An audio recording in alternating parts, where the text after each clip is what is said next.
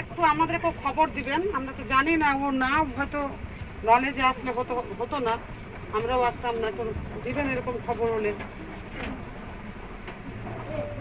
এটা ধরাটা পড়লো হঠাৎ করে তো, প্রথম আগে বুঝতে পারিনি। হ্যাঁ, ব্যবস্থা করে দিয়েছি 27 দিন হলো।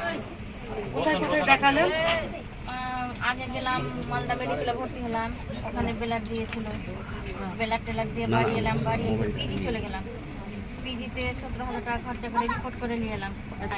ওখানে একটা রেখে দিলাম 19,700 টাকা দিয়েছে। হ্যাঁ, ডিএম অফিসে যেতে হবে, ডিএমকে বলে আমি তো করিয়ে দিচ্ছি। কে দায়িত্বটা কে নেবে, কে নিয়ে যাবে?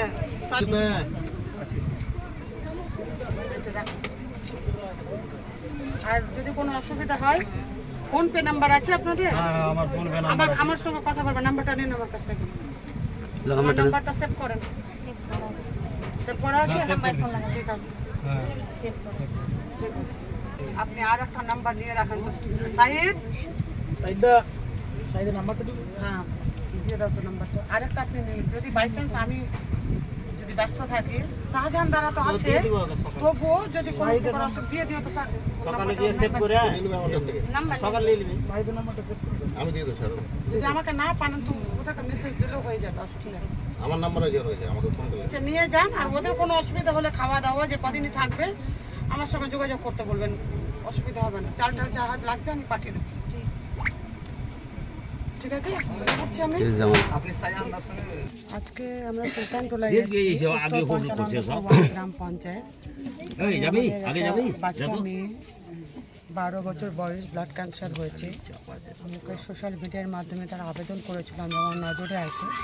আজকে আমরা এখানে তাকে দেখতে এসেছি এবং সব রকমেরই আমরা যতটুকু সম্ভব আমার দ্বারা চেষ্টা করব সহযোগিতা করার। এবং আরও একটা আমাদের সহকর্মী, একসঙ্গে আমরা কাজ করি, আমাদের তৃণমূলের নেতৃত্ব দিচ্ছে মুকুলদা, তার দিদিরও এখানে ক্যান্সার হয়েছে। তো ফলে ক্যান্সার এমন একটা মারণযোগ্য ব্যাধি যে সত্যিকারে যে বাড়িতে হয় তারাই বোঝে।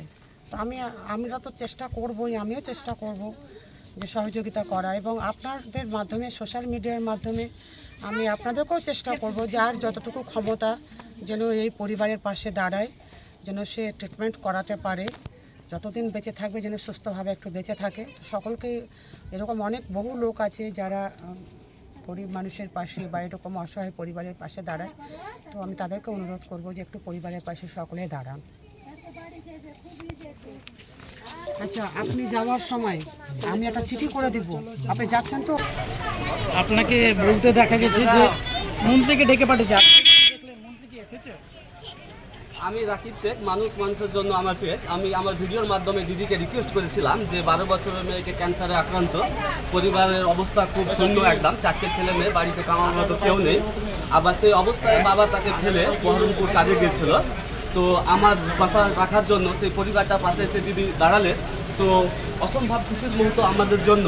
দিদি নিজ মূল্যবান সময় বের করে আমাদের কাছে আসলেন, আমরাকে সময় দিলেন, এটা সত্যি একটা প্রশংসার বিষয়। আর আমি দেখেছি এর আগেও যে কোনো কর্মীকে জ্বর হলেও দিদি দেখতে আসেন, তার এটা একটা জ্যান্ত প্রমাণ।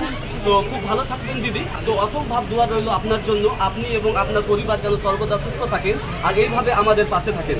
ভালো থাকবেন দিদি। কতদিন আগে পোস্ট করেছিলেন ভিডিও? এটা আমি সবচাইতে খুশির বিষয় হচ্ছে যে এই পোস্টটা আমি করেছিলাম মোট 3 দিন হলো। 3 দিনের মধ্যে দিদি এখানে এসে পৌঁছে গেছে।